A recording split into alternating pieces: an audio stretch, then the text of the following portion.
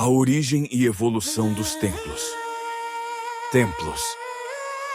Os estudos antropológicos afirmam que as sociedades mais primitivas já desenvolviam o culto de adoração às divindades. Inicialmente, os elementos da natureza foram divinizados. Mais tarde, tomando o efeito pela causa, elevaram os mensageiros espirituais, conclamados por Deus, para cooperarem com o progresso humano ao grau de deuses. Depois, edificaram templos para adorar as forças superiores. Eis que no Oriente os pagodes se multiplicaram. Nas terras do Nilo, pilonos e túmulos foram edificados. A Acrópole, na Grécia, berço da cultura ocidental, acolhia inúmeros santuários. Delfos resplandecia com o oráculo erigido em homenagem a Apolo. Roma regurgitava de deuses de pedra, importados da tradição helênica, construindo seus altares no seio das famílias romanas. Entretanto, fora no Monte Moriá que os israelitas, representando a ideia monoteísta, um avanço para a humanidade, fundaram o grande, famoso e faustuoso Templo de Jerusalém. Idealizado por Davi e concretizado por Salomão, representava toda a grandeza espiritual daquele povo. Nos vários pátios ecoavam orações ao grande Deus de Abraão, Isaque, Jacó. No átrio dos gentios e dos israelitas, Jesus dera inúmeros ensinamentos. Todavia, a história registra que todos esses templos mundialmente conhecidos foram ou estão sendo corroídos por Cronos, flagelo indomável que a tudo devora. Dos oráculos e santuários gregos, restaram apenas ruínas. Nas terras dos faraós, mausoléus e esfinges, aos poucos são devorados pelo tempo. O suntuoso templo de Jerusalém fora destruído pelas atitudes bélicas, restando apenas o Muro das Lamentações. Todos os templos e construções de pedras são perecíveis, pois que estão sujeitos à transformação da matéria. Todavia, o Espírito mais perfeito que Deus enviou à Terra para nos servir de guia e modelo, Jesus, no inesquecível diálogo com a mulher samaritana, ensina que Deus é Espírito e importa que o adoremos em espírito e verdade. Jesus fazia do seu corpo um verdadeiro templo de adoração a Deus. Seu santuário era a própria natureza reveladora da presença divina. Seu altar, a própria consciência que se elevava, em qualquer hora e lugar, para a comunhão com o Senhor do Universo, através da prece. Vivendo numa época caracterizada por dogmas e crendices, o Cristo frequentou as sinagogas e a grande construção no Monte Moriá, sem, contudo, apegar-se às fórmulas. Interessava-se pelas almas e precisava ir onde o povo se reunia, a fim de pregar a sua mensagem. Contudo, procurava a essência dos ensinos, aproveitando, naturalmente, o espaço físico que deveria ser consagrado às atividades espirituais. 18 séculos depois, eis que o mais alto nos traz o Consolador, a doutrina espírita que figura na Terra como restauradora do cristianismo primitivo. Na atualidade, erguem-se os núcleos espíritas como templos verdadeiros, onde Jesus deve estar representado não por imagens de barro, altares ornamentados ou estátuas de bronze, mas pelas atitudes essencialmente cristãs dos seus frequentadores. Como religião do Espírito, a doutrina dispensa toda e qualquer prática exterior, todo e qualquer simbolismo, desenvolvendo, através do estudo doutrinário, a fé raciocinada.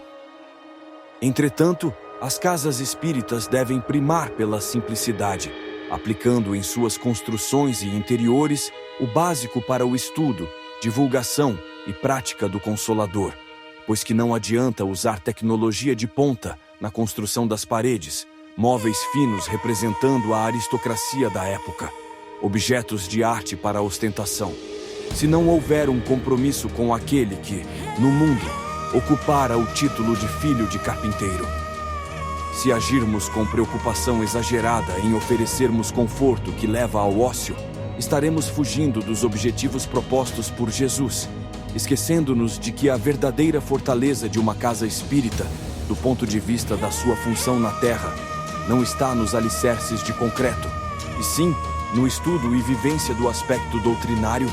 Esse sim deverá ser colocado em evidência, fortalecendo moralmente os adeptos da terceira revelação, contribuindo para o esclarecimento e entendimento do que seja realmente o Espiritismo, o que é o Centro Espírita, quais as suas responsabilidades e sagrada importância como representante do Cristo no planeta. Nesse propósito, amigo leitor, é que te apresentamos esta obra. Aconteceu na Casa Espírita representa a misericórdia divina a todos nós, eternos aprendizes da arte da convivência fraterna. Todas as informações encontradas neste livro foram grafadas com a pena da simplicidade no papel da experiência, consubstanciando a vivência do espírito de Nora durante decênios de nobres, relevantes e respeitáveis tarefas, realizadas junto a diversas instituições dedicadas ao espiritismo. Seus personagens foram compostos baseando-se em experiências reais. Cada personalidade, aqui apresentada, bem como os dramas e testemunhos, as quedas e vitórias, guardam ressonância com companheiros que viveram estas cenas no palco da vida, nas quais muitos de nós poderemos nos encontrar. Das várias figuras que desfilaram neste cenário, muitos já retornaram à Terra em expiações, reparações ou abençoadas missões. Eis o que te ofertamos. Esperamos que estas páginas singelas possam falar ao teu coração, despertando-te para a necessidade e responsabilidade do serviço espírita, a seriedade absoluta no executar das tarefas, a fim de que possas reconhecer que se almas enfermas podem tentar contra a obra do Senhor, aproveitando as fraquezas humanas, miríades de benfeitores espirituais, arautos dos céus, apoiam, protegem, incentivam todo aquele que cooperar de maneira honesta e verdadeira, mas sem lhes tirar a oportunidade do aprendizado e testemunho. Cientes das responsabilidades que abraçamos junto a Deus nosso Pai e ao movimento espírita, desejamos que todos os que executam qualquer função nas abençoadas casas consagradas ao Espiritismo possam encontrar neste trabalho, singelo quanto à forma, mas profundo e importante quanto ao fundo, esclarecimentos e estímulos para a vigilância, a oração, o estudo e o trabalho, guardando a certeza de que o que quer que venha a acontecer no Centro Espírita, fruto da nossa atuação boa ou má, será sempre de nossa inteira responsabilidade. Independentemente do serviço que executamos, seremos sempre convocados a comparecer ao tribunal da própria consciência, sob os olhos atentos e severos das leis divinas, convertidas em grande juiz, prestando contas de nossos atos. Sempre que o orgulho, a vaidade, a língua viperina e a intolerância adentrarem os templos espíritas, estaremos abrindo brechas aos adversários do amor, tumultuando a obra do Cristo.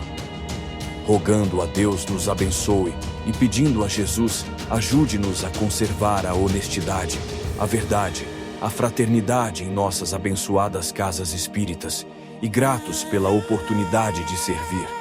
Desejamos a todos os irmãos de Jornada Espírita paz, seriedade, estudo, prática doutrinária, união fraternal, a fim de que as infiltrações não tenham lugar nos verdadeiros centros espíritas, templos de amor que devem representar, de maneira absolutamente fiel, o próprio cristianismo.